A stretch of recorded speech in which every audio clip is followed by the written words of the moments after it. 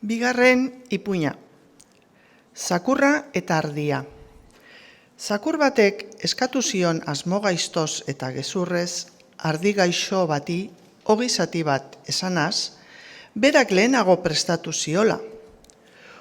Ukatzen zion egiaz ardi indargabeak esaten ziola, noiz eta non eman zenidan niri zuk ogi gauzarik?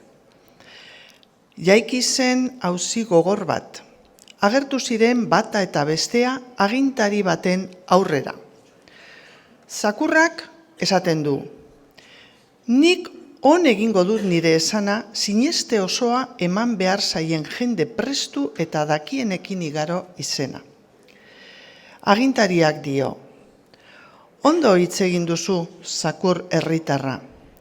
Zuzendu zen hau isiltxorik bilatzera, testigu edo agertzailetzat otsoa, arranoa eta mirua. Horiekin elkar harturik joan zen agintariaren aurrera eta diotza zakurrak.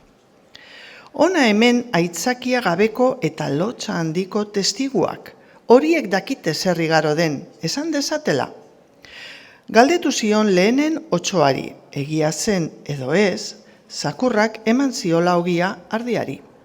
Bai, erantzun zuen otsoak, neuk dakit eman ziola aurrez eta prestatzez, gero beste hainbeste bihurtzeko zorrez. Arranoak esan zuen, hala da, eta nola ukalezake ardi gezurtiak?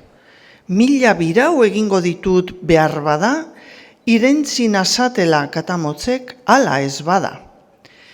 Miruak irten zuen esanez. Otsoak eta arranoak egia ziotela, eta berak zekusala, bere begi argien aurrean prestatu ziola, zakur prestuak ogia ardizital ukatzen zuenari.